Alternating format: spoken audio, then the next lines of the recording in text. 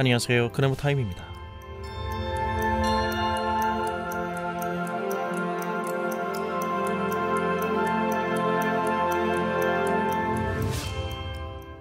누가복음 20장에서는 성전에 들어가신 예수님과 유대 지도자들 사이에서 5개의 논쟁이 벌어집니다. 그 첫 번째는 지난 시간에 우리가 살펴본 바와 같이 권위에 대한 문제, 즉 예수님의 권위가 어디에서 또는 누구에게서 왔는가의 논쟁이었고요. 그리고 오늘 본문은 예수님께서 포도원 주인과 악한 농부들에 대한 비유 이야기로 하나님의 심판의 불가피성을 선언하시는 것입니다. 비유의 내용은 이렇습니다. 어떤 사람이 포도원을 만들어서 그것을 소작인들에게 맡기고 오랫동안 집을 떠나 있었습니다. 포도 수확철이 되자 그 주인은 포도원의 수확에 얼마를 받아오라고 3번에 걸쳐 그의 종들을 농부들에게 보냅니다. 그런데 농부들은 악하여 그 종들이 올 때마다 그 종을 때리고 나중에는 모욕을 줘서 빈손으로 되돌려 보냅니다. 포도원 주인은 고민 끝에 자신의 사랑하는 외아들을 농부들에게 보냅니다. 설마 내 아들이야 존중하겠지? 하고 말이죠. 그러나 농부들은 상속자인 그 아들을 보자 그 재산을 갈취하기 위해 서로 짜고 그 아들을 포도원 밖으로 끌어내어 죽입니다. 예수님께서 물음을 던지십니다. 그러면 포도원 주인이 그 농부들을 어떻게 하겠느냐? 주인은 돌아와서 그들을 죽여버리고 포도원을 다른 사람들에게 맡길 것이다. 이 비유를 듣고 놀라는 사람들에게 예수님께서는 그들을 똑바로 보시며 시편 118편을 인용하여 이렇게 말씀하십니다. 집 짓는 사람들이 버린 돌이 모퉁이의 머릿돌이 되었다고 하신 성경 말씀은 무슨 뜻이냐? 그 돌 위에 떨어지는 사람은 누구나 산산조각이 날 것이며 그 돌에 깔리는 사람은 가루가 되고 말 것이다. 대제사장들과 유대 지도자들은 예수님의 이 비유가 자기들을 두고 하신 말씀인 줄 잘 알고 그 자리에서 예수님을 잡으려 하지만 당시 상황에서는 사람들이 무서워서 손을 대지 못합니다. 본 이야기는 하나님의 그 은혜를 은혜로 알지 못하는 이스라엘의 불신에 대한 불가피한 하나님의 무서운 심판이 선고되는 비유입니다. 그리고 이 비유들을 찬찬히 읽어보면 역사적인 상황과 일치합니다. 포도원은 흔히 성경에서 하나님의 복과 약속의 장소로서 주로 이스라엘을 표현하는 말입니다. 그리고 하나님은 그 포도원의 주인으로 표현되고요. 하나님의 택함을 받고 그들 안에서 하나님 나라를 이루시고자 하는 사명을 받은 이스라엘이 하나님의 그 부르신 뜻을 외면하고 세상보다 더 부패하고 타락합니다. 하나님께서는 그의 종 선지자들을 끊임없이 보내어 그들의 죄를 지적하셨습니다. 선지자들은 하나님의 마음을 이렇게 전합니다. 회개하고 돌아온다면 하나님께서 너희를 고치실 것이다. 그러나 이스라엘은 그 선지자들을 핍박하고 죽이며 도리어 그들이 이스라엘을 허무는 자라고 모욕하고 정죄하였습니다.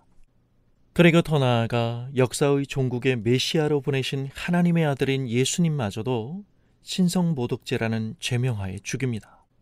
예수님을 십자가의 죽음으로 몰고 간 유대 지도자들의 이런 논리는 실은 진리의 문제가 아닌 자신들의 권위와 이익을 지키기 위해 위협이 되는 예수님을 제거하기로 작당한 것입니다. 근엄하면서도 온화한 미소로 하나님의 대리자 행세를 하고는 있지만 실은 그들에게 중요한 건 하나님의 진리가 아니라 그들의 철밥통을 지키는 일이었습니다. 특히 유대 지도자들, 그들과 같이 메시아를 거부하는 데 가담한 백성들의 문제와 그 결과가 이 비유 속에 담겨 있습니다. 유대 지도자들은 본 비유가 자신들에 대한 이야기임을 잘 알고 있었습니다. 하지만 그들은 회개하지 않습니다. 자신들의 밥그릇 때문에 진리를 외면한 것입니다. 본 비유의 주인의 모습에서 읽을 수 있는 하나님은 어떤 분인가요? 주목할 것은 주인이 포도원을 농부들에게 맡기고 오랫동안 집을 떠나 있었다고 말합니다. 예수님은 오래 참으시는 하나님을 말씀하고 계시는 것입니다. 예수님을 통해 다시 이스라엘에게 기회가 주어지고 있지만 유대 지도자들의 반응 속에서 우리가 보는 건 그 기회가 또다시 서서히 사라져가는 슬프고 암울한 분위기입니다. 우리는 하나님의 오래 참으심 속에 공존하는 두 가지의 사실을 읽을 수 있어야 합니다. 하나는 하나님의 오래 참으심이 우리에게 주어진 하나님께 돌아갈 수 있는 은혜의 때라는 사실과 또 나머지 하나는 하나님의 그 오래 참으심이 언젠가는 반드시 끝이 난다는 사실입니다.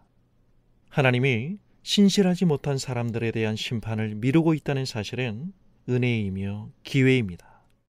이 시간 속에서 사람들의 운명은 예수님에 대한 반응으로 결정될 것입니다. 포도원의 풍경 속에서 우리는 교회를 떠올려 보게 됩니다.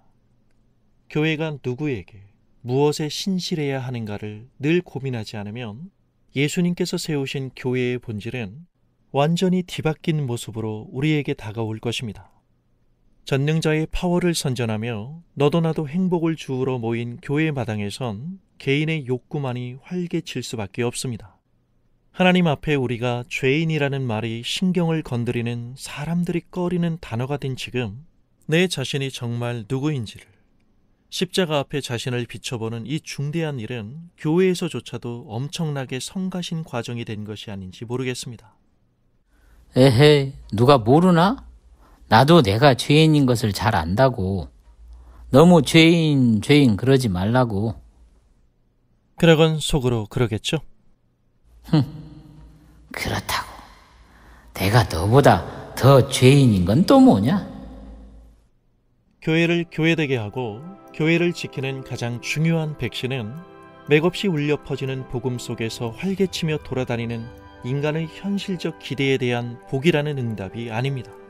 그것은 예수 그리스도 안에서 충만하게 보여진 하나님의 뜻이어야 합니다. 모든 시대 속에서 모든 사람을 향한 하나님의 복음이야말로 교회가 어떠한 상황 속에서도 세상에 대하여 가져야 할 명확한 태도입니다. 교회에 대한 신실함의 평가는 오직 여기에 달린 것입니다. 감사합니다.